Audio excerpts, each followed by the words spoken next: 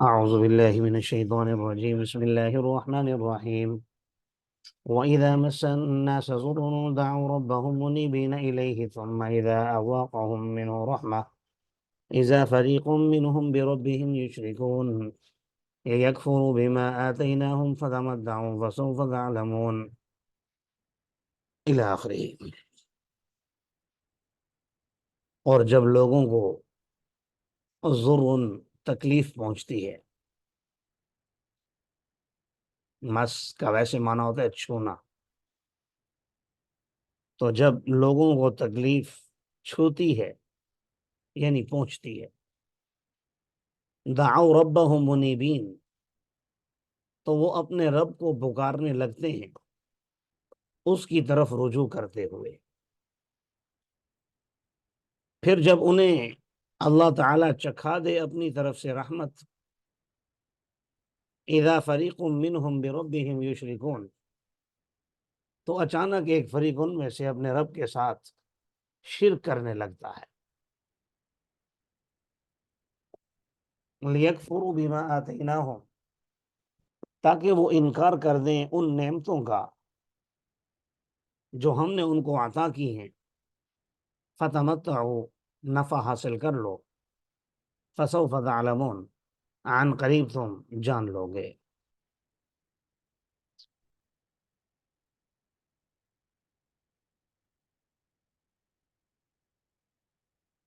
یہاں اس عبارت میں اذاقہم، اذاقہ باب افعال سے فعل ماضی معروف کا صیغہ واحد مذکر غائب ہے، اس کا مصدر ہے اذاقۃ، اور معنی ہے چکھانا۔ جب مجرد میں ہوگا ضرب، نصر، سمع، فتح، حسیب، کروما، ان ابواب سے، تو پھر ان کا معنی ہوگا چکھنا۔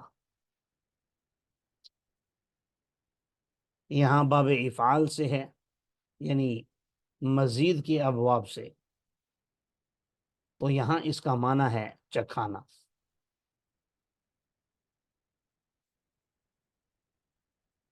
اسی طرح ایک لفظ آگے آیا ہے فتمتعوا، فا تو یہاں پر جزائیہ ہے، تمتعوا باب تفاعل سے امر کا صیغہ ہے، جمع مذکر حاضر کا۔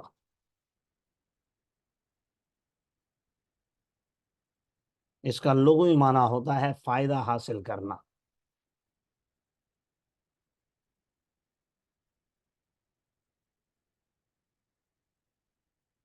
یہاں اللہ تبارک و تعالی نے سب سے پہلے تو انسان کی فطرت کو بیان فرمایا ہے۔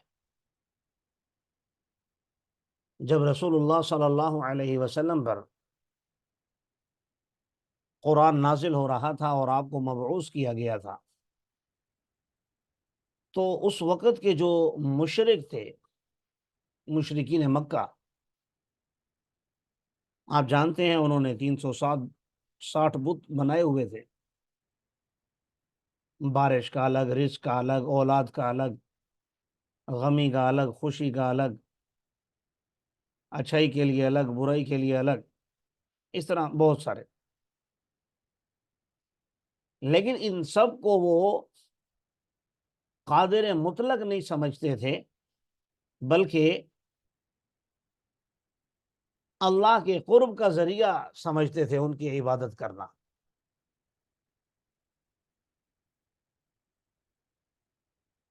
اس لیے جب کسی تکلیف میں یہ آتے تھے، بالخصوص جب یہ کسی بحری سفر میں پھنستے تھے اور ہوائیں اور آندھیاں چلتی اور ان کو موت کا یقین ہو جاتا،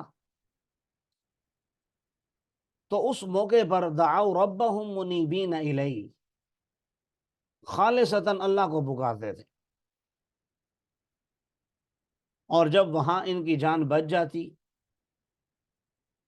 تو پھر یہ دوبارہ اذا فریق منہم بربہم یشرکون، دوبارہ اپنے پرانے معمولات میں آ جاتے۔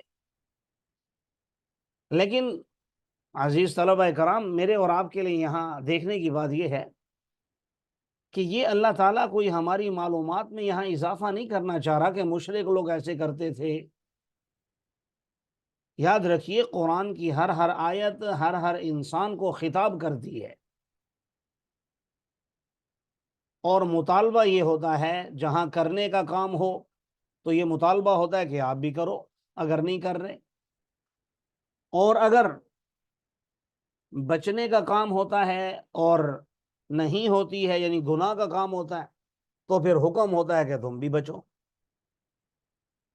اب اگر اس آیت کے تناظر میں اور آپ اپنا جائزہ لیں بحیثیت مسلمان، تو ہم پر بھی جب بھی کوئی تکلیف آتی ہے، وَإِذَا مَسَّ النَّاسَ ضُرٌّ دَعَوْا رَبَّهُمْ مُنِيبِينَ إِلَيْهِ، گھر میں کسی کا انتقال ہو جائے، کوئی اور ایسا بڑا صدمہ لاحق ہو جائے، تو آپ دیکھتے ہیں کہ ہم لوگ بھی صدقہ خیرات نکالنے لگتے ہیں، اور مٹی سے اٹے ہوئے قرآن پاک جو سالہ سال ہم نے اٹھائے نہیں تھے، وہ اٹھانا بھی ہمیں یاد آ جاتا ہے، اور مدرسے سے بچے لینے کے لیے بھی بھائی چلو ایک ختم پڑھا لیں، دیگے شیگے بھی ہم چڑھا لیتے ہیں، اور کچھ نمازوں کا بھی اہتمام ہونے لگتا ہے۔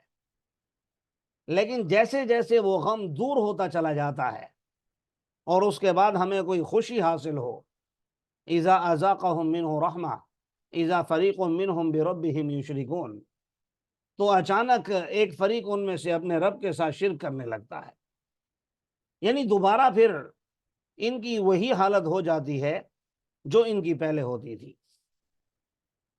تو اللہ تعالیٰ یہ فرما رہے ہیں لِيَكْفُرُوا بِمَا آتَيْنَاهُمْ، اس کا مطلب تو یہ ہوا کہ جو نعمتیں ہم نے ان کو عطا کی تھیں، انہوں نے ان نعمتوں کی ناشکری کر دی ہے، انکار کر دیا ہے۔ شکر کا مفہوم بھی یہاں ذہن میں رکھ لیجئے، قرآن پاک میں جہاں شکر کا لفظ استعمال ہوتا ہے یا ناشکری کا، وہاں عام طور پر فعلی شکر مراد ہوتا ہے۔ میں اور آپ اس غلط فہمی میں پڑے ہوئے ہیں کہ شکر تو الحمدللہ ہم ادا کرتے ہیں، جب بھی کوئی نیکی ہوتی ہے یا ہم نے کوئی نعمت ملتی ہے تو ہم کہتے ہیں یا اللہ تیرا شکر ہے۔ تو بھائی زبانی شکر قرآن میں ٹھیک ہے مراد ہوگا، اس پر بھی اجر ہے، اس میں کوئی شک و شبہ نہیں، لیکن 100 میں سے وہ 10% ہے۔ عام طور پر قرآن جہاں بھی شکر کا مطالبہ کرتا ہے، انبیاء سے بھی مطالبہ کیا، اعملوا آل داؤد شکرا، اے آل داؤد اللہ کا شکر ادا کیا کرو، تو وہاں بھی عمل سے تعبیر کیا۔ تو اصل 90% جو شکر ہے وہ عملی ہے، اور عملی شکر کیا ہے وہ بھی واضح کر دوں۔ عملی شکر یہ ہے کہ اللہ تعالیٰ نے جو نعمتیں آپ کو عطا فرمائی ہیں، ان نعمتوں کا صحیح استعمال، یہ اللہ کا شکر ہے، یہ ان نعمتوں کا شکر ادا کرنا ہے۔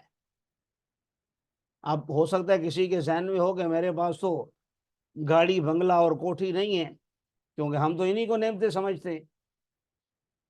تو ایسا نہیں ہے، اللہ نے جو آپ کو آنکھیں دی ہیں، ہاتھ دیے ہیں، زبان دی ہے، کان دیے ہیں، چلنے کے لیے قدم دیے ہیں، بہن بھائی دوست احباب والدین، اور یہ سب کچھ عطا فرمایا ہے، یہ سب نعمتیں ہیں۔ اگر آنکھوں کا استعمال غلط ہو رہا ہے تو آنکھوں کی جو نعمت اللہ نے دی ہے اس کی ناشکری ہو رہی ہے۔ اسی طرح وعلی ھذا القیاس تمام آپ دیکھتے جائیں۔ تو لیکفروا بما آتیناہم، تاکہ وہ انکار کر دیں، یعنی ناشکری کر دیں ان نعمتوں کی جو ہم نے ان کو عطا کی ہے۔ آگے اللہ تعالیٰ نے دھمکی والا جملہ ارشاد فرمایا، ٹھیک ہے فتمتعوا، تم مزے اڑا لو، جتنے مزے اڑا سکتے ہو اڑا لو، عن قریب تم جان لو گے۔ کیونکہ دیکھیے جو انسان آخرت سے باخبر ہو وہ تو کبھی مزے اڑانے کا سوچ ہی نہیں سکتا، وہ تو ہمیشہ آخرت کی فکر میں لگا رہتا ہے۔ امام غزالی رحمۃ اللہ علیہ نے ایک بڑی پیاری مثال لکھی ہے، وہ میرے ذہن میں آئی، عرض کر دیتا ہوں یہاں پر۔ فرمایا کہ ایک انسان کے پیچھے شیر لگا ہوا ہے، وہ دوڑ رہا ہے، دوڑتے دوڑتے وہ ایک اس کے کنویں کے کنارے پر پہنچا تو اندر دیکھا تو ایک بڑا سا سانپ پانی کے اوپر پھن پھیلائے ہوئے بیٹھا ہوا ہے۔ اب کیا کروں بھائی، پیچھے شیر ہے اور آگے سانپ ہے۔ تو اتنے میں اس نے دیکھا کہ کنویں کی اندر کی جانب، منڈیر ہے کہ اندر کی جانب، وہاں ایک دو شاخیں اس نے دیکھی، چند شاخیں دیکھی، تو سوچا کہ میں اس سے لٹک جاتا ہوں، سانپ سے بھی بچ جاؤں گا، شیر سے بھی بچ جاؤں گا۔ جب وہ اس سے لٹکا تو اس نے دیکھا کہ دو چوہے، ایک سیاہ اور ایک سفید، اس درخت کی، اس شاخوں کی جڑوں کو کاٹ رہے ہیں۔ اور اتنے میں اس نے وہاں پر شہد کا ایک چھتا دیکھا، وہاں سے اس نے جب شہد کو چکھا اسے اچھا لگا، اور چکھا اور چکھا اور چکھا، اذا اذاقهم منه رحمہ، چکھتا رہا، چکھتے چکھتے بس اسی شہد میں غرق ہو گیا کہ بھئی میں یہ کھا لوں کسی طرح، اور شہد کھانے میں ایسا مصروف ہوا، اذا فریق منهم بربهم یشرکون، سانپ کو بھی بھول گیا، شیر کو بھی بھول گیا، اور ان سیاہ اور سفید چوہوں کو بھی بھول گیا جو ان شاخوں کو کاٹ رہے تھے۔ تو فرمایا بتاؤ اس شخص کا انجام کیا ہوگا؟ پھر فرمایا یہ کوئی مفروضہ نہیں ہے، یہ میں اور آپ ہیں، ہر انسان کے پیچھے موت شیر کی شکل میں لگی ہوئی ہے، کسی بھی ٹائم آ سکتی ہے، اور ہر ایک کے لیے آگے اگر اچھے اعمال نہ کیے، قبر میں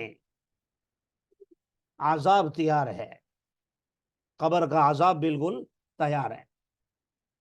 اور وہ سفید چوہے وہ دن اور رات ہیں جو آہستہ آہستہ ہماری زندگی کو کاٹ رہے ہیں، یعنی صبح ہوتی ہے، شام ہوتی ہے، عمر یوں ہی تمام ہوتی ہے۔ تو وہ سفید اور سیاہ جو چوہے ہیں وہ دن اور رات ہیں جو آہستہ آہستہ کاٹتے چلے جا رہے ہیں۔ اچھا، وہ جو شاخیں تھی وہ ہماری زندگی ہے جو کٹتی چلی جا رہی ہے، اور وہاں جو شہد کا چھتا تھا وہ دنیا کی لذات ہیں۔ تو فرمایا اگر کوئی دنیا کی لذتوں میں پڑ کر سفید اور سیاہ چوہے کو بھی بھول گیا اور شیر اور سانپ کو بھی بھول گیا تو بتاؤ اس شخص کا انجام کیسا ہوگا؟ تو یاد رکھیے یہ دھمکی ایسے ہی لوگوں کے لیے ہے، فتمتعوا فسوف تعلمون، اڑا لو مزے، عن قریب تم جان لو گے۔ اللہ تعالی ہم سب کی آخرت کو آسان فرمائے۔ فرمایا ام انزلنا علیہم سلطان فہو یتکلم بما کانوا بہ یشرکون، کیا ہم نے ان پر کوئی دلیل نازل کی ہے جو ان سے کہتی ہے، گفتگو کرتی ہے، یتکلم کلام کرتی ہے، اس بات کا کہ وہ اللہ کے ساتھ شرک کرتے ہیں؟ یعنی کیا وہ ان سے مطالبہ کر رہی ہے، کوئی ایسی دلیل ہم نے ان کو دی ہے؟ ظاہر ہے ایسی کوئی دلیل ہم نے ان کو نہیں دی ہے۔ تو مطالبہ یہ ہے کہ پھر کیا وجہ ہے کہ یہ لوگ ایسے غلط راستے پر چل رہے ہیں۔ وَإِذَا أَذَقْنَا النَّاسَ رَحْمَةً فَرِحُوا بِهَا، اور جب ہم لوگوں کو رحمت چکھاتے ہیں تو یہ اس پر خوش ہو جاتے ہیں، اور اگر ان کو تکلیف پہنچتی ہے بِمَا قَدَّمَتْ أَيْدِيهِمْ، ان اعمال کی وجہ سے جو ان کے ہاتھوں نے آگے بھیجے، اِذَا هُمْ يَقْنَطُونَ، اچانک یہ لوگ مایوس ہونے لگ جاتے ہیں۔ اب یہ دوسری بات، پہلی بات یہ سمجھائی تھی کہ اگر اللہ کی طرف سے مصیبت آئے یا اللہ کی طرف سے آپ پر رحمت آئے تو آپ نے اللہ کو نہیں بھولانا، جو احسان کرنے والا ہے، محسن ہے، اس کو نہیں بھولانا، یہ وہاں پر مطالبہ تھا۔ اب یہاں اس آیت میں یہ مطالبہ ہے کہ رحمت پر، نیکی پر تو آپ، اچھائی پر تو خوش ہو جاتے ہیں، لیکن اگر مصیبتیں آتی ہیں تو اس پر مایوسی کا شکار بھی نہیں ہونا چاہیے۔ مایوس ہوتے ہیں کافر لوگ، مسلمان مایوس نہیں ہوتے۔ کیوں؟ اس لیے کہ نبی کریم صلی اللہ علیہ وسلم نے فرمایا کہ ایک مسلمان کی زندگی کا ہر لمحہ اس کے لیے نافع ہے۔ خوشی ہو تو اللہ کا شکر ادا کرتا ہے، غمی ہو تو صبر کرتا ہے، اور صبر پر بھی اجر ہے اور شکر پر بھی اجر ہے۔ تو ایک مومن کی زندگی میں اس کے ہر عمل پر اسے اللہ کی طرف سے اجر ملتا ہے۔ تو بہرحال یہاں پر یہ مطالبہ ہے کہ آپ مایوس نہ ہو۔ آپ سنتے ہیں جملے لوگوں کے منہ سے، شاید ہم میں سے کسی کے منہ سے بھی نکلے ہوں کہ ساری مصیبتیں ہم پر آنی تھی، اللہ کو اور کوئی نہیں نظر آیا، فلاں فلاں، اس طرح کے جملے، نعوذ باللہ من ذالک۔ تو یہ مایوسی کے ہوتے ہیں۔ تو جب انسان مایوس ہوتا ہے تو پھر ظاہر ہے اللہ تبارک و تعالیٰ حدیث مبارکہ میں آتا ہے دعا قبول کرتے رہتے ہیں، کرتے رہتے ہیں، کرتے رہتے ہیں۔ اور جب انسان کہتا ہے میری تو دعا قبول ہی نہیں ہوتی، پھر اللہ بھی اس کی دعا کو قبول کرنا چھوڑ دیتے۔ کیا یہ لوگ دیکھتے نہیں ہیں ان اللہ یبسط الرزق لمن یشاء ویقدر، اللہ رزق کو پھیلا دیتا ہے لمن یشاء، جس کے لیے چاہتا ہے، ویقدر، اور جس کے لیے چاہتا ہے تنگ کر دیتا ہے۔ یقیناً اس میں نشانیاں ہیں اس قوم کے لیے یؤمنون، جو ایمان رکھتے ہیں۔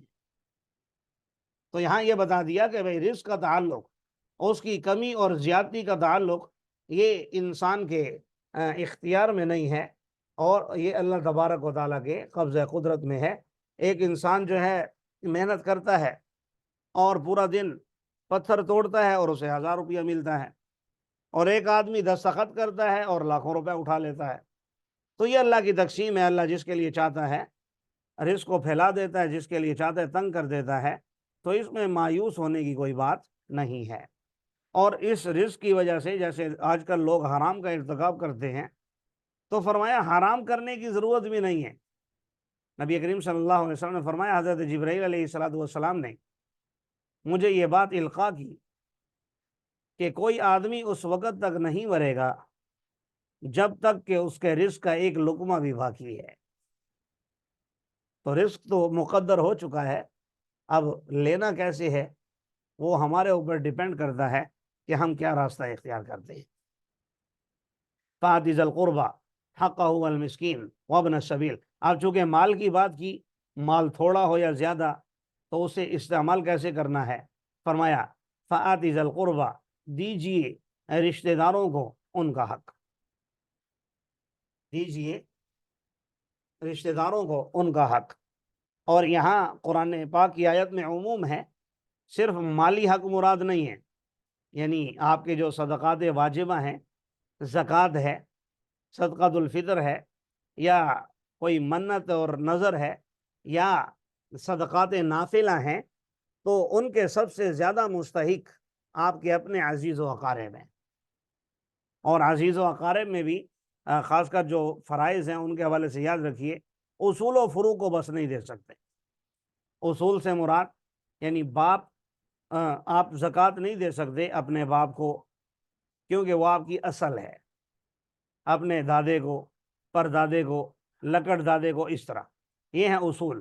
اور آپ اپنی فرا کو بھی نہیں دے سکتے۔ آپ کی فرا ہے آپ کے بیٹے، پوتے، پوتیاں، نواسے، نواسیاں، اور اسی طرح آگے چلتے چلے جائیں۔ باقی بھائی کو دے سکتے ہیں، بہن کو دے سکتے ہیں، اور کزن ہیں ان کو دے سکتے ہیں، اس میں کوئی مسئلہ نہیں ہے۔ تو اچھا، جس طرح یہ مالی حقوق مراد ہیں، اسی طرح دوسرے حقوق بھی اس میں شامل ہیں۔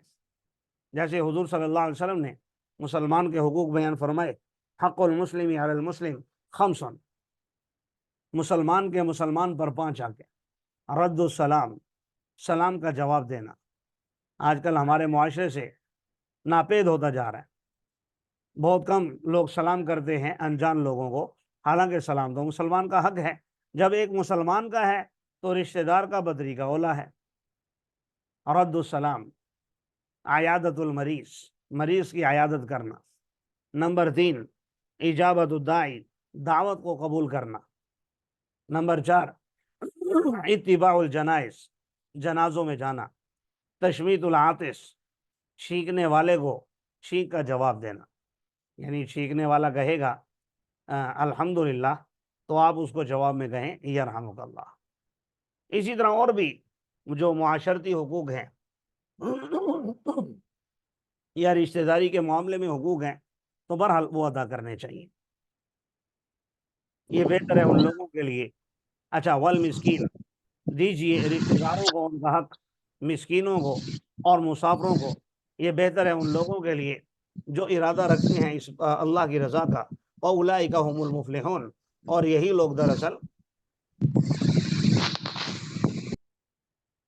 لوگ دراصل کامیاب ہونے والے ہیں۔